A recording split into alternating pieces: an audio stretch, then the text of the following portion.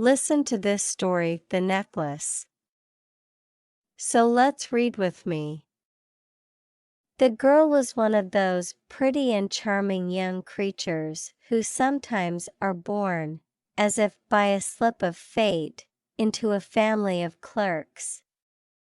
She had no dowry, no expectations, no way of being known, understood, loved, married by any rich and distinguished man, so she let herself be married to a little clerk of the Ministry of Public Instruction. She dressed plainly because she could not dress well, but she was unhappy as if she had really fallen from a higher station, since with women there is neither caste nor rank, for beauty, grace and charm take the place of family and birth.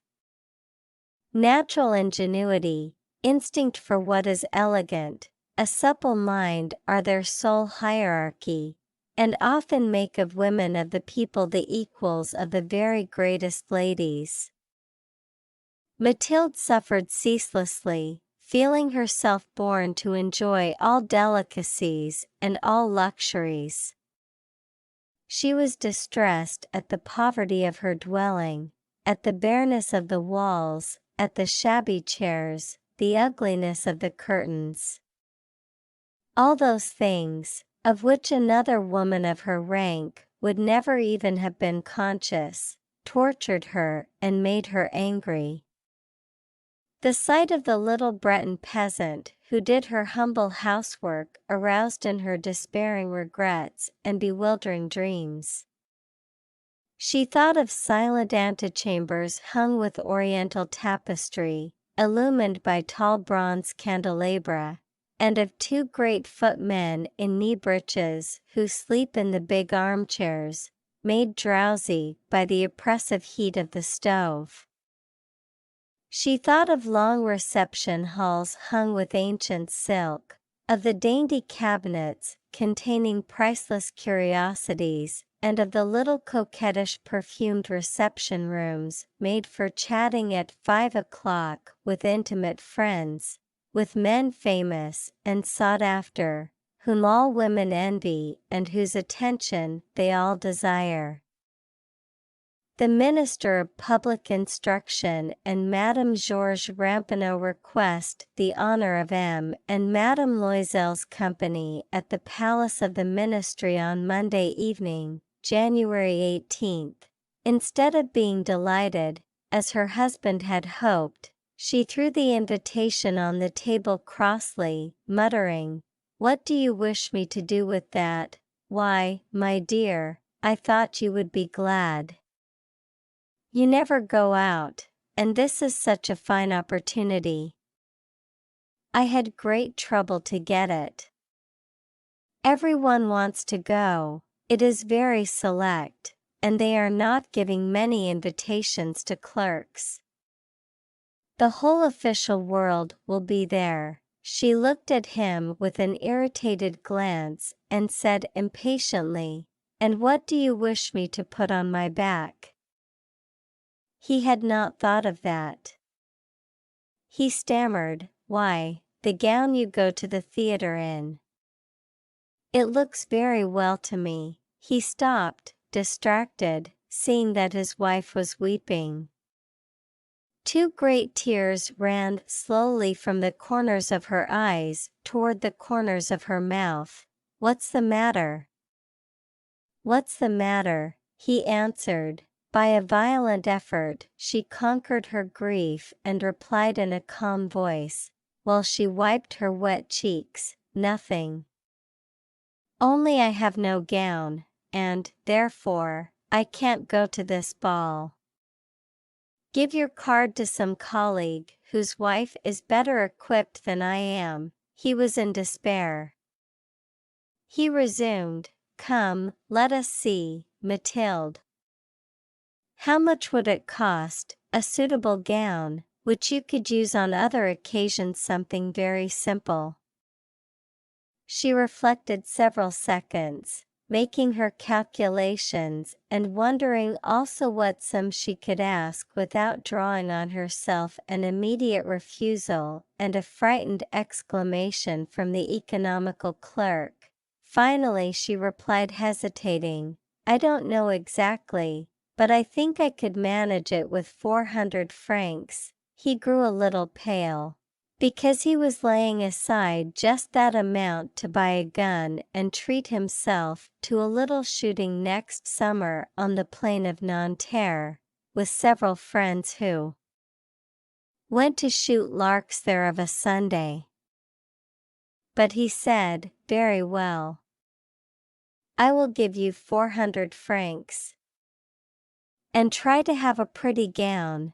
The day of the ball drew near, and Madame Loisel seemed sad, uneasy, anxious. Her frock was ready, however. Her husband said to her one evening, "The necklace, Napoleon's collection, what is the matter? Come, you have seemed very queer these last 3 days."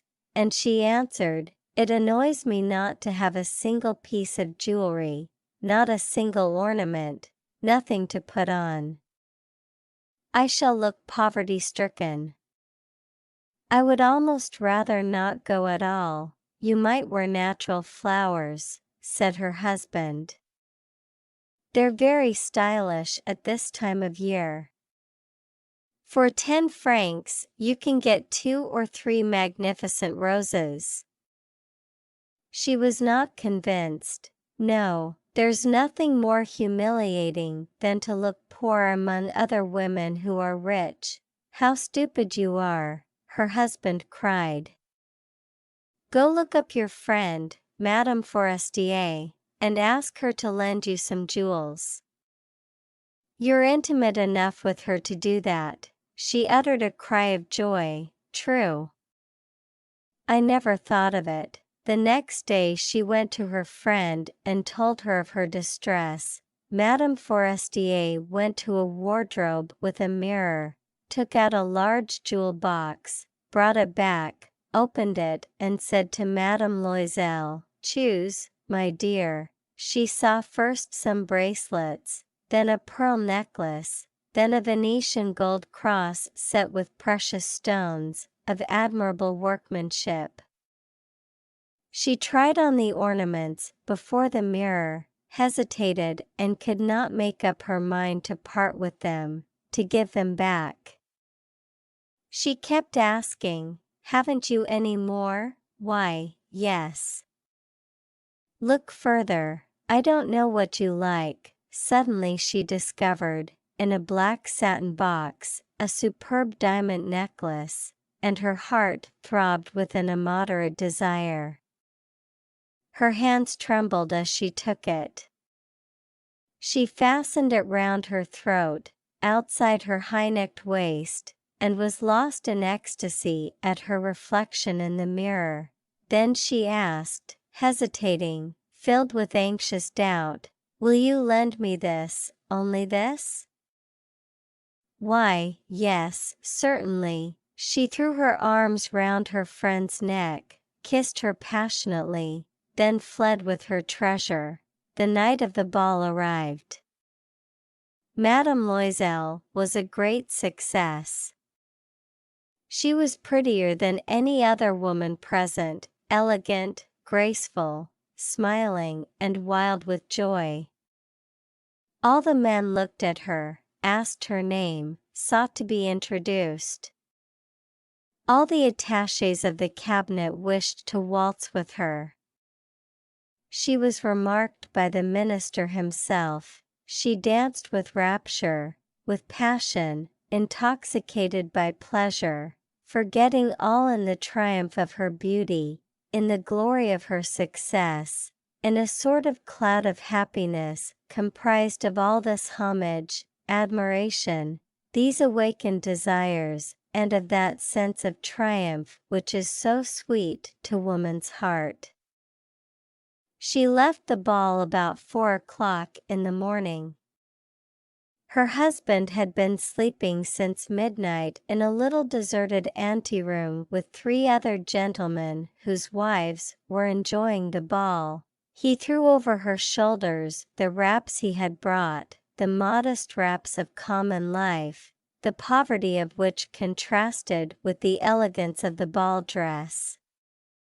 She felt this and wished to escape so as not to be remarked by the other women, who were enveloping themselves in costly furs. Loisel held her back, saying, "Wait a bit. You will catch cold outside. I will call a cab," but she did not listen to him and rapidly descended the stairs. When they reached the street, they could not find a carriage and began to look for one.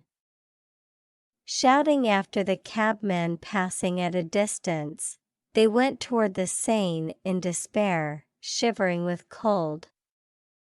At last they found on the quay one of those ancient night cabs, which, as though they were ashamed to show their shabbiness during the day, are never seen round Paris until after dark. It took them to their dwelling in the Rue des Martyrs, and sadly they mounted the stairs to their flat. All was ended for her. As to him, he reflected that he must be at the ministry at 10 o'clock that morning. She removed her wraps before the glass so as to see herself once more in all her glory. But suddenly she uttered a cry. She no longer had the necklace around her neck. "What is the matter with you?" demanded her husband, already half undressed. She turned distractedly toward him. I've lost Madame Forestier's necklace," she cried. He stood up, bewildered. "What? How?" "Impossible." They looked among the folds of her skirt, of her cloak, in her pockets, everywhere, but did not find it. "You're sure you had it on when you left the ball?" he asked. "Yes, I felt it in the vestibule of the minister's house. But if you had lost it in the street we should have heard it fall." "It must be in the cab, yes, probably." "Did you take his number?" "No."